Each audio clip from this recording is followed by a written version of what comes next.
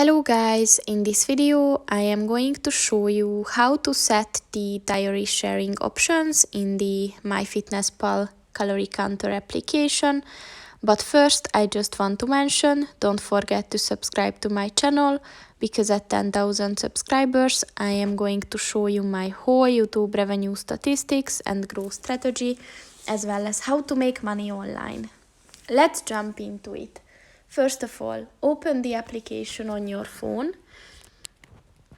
and then click on the More button at the bottom of the page on the right.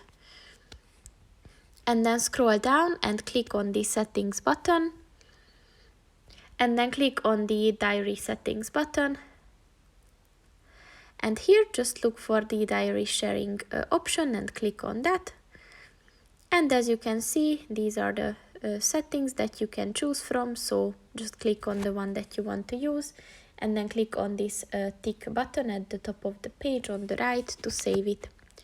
So that's pretty much it for this video, guys. See you in the next one. Goodbye.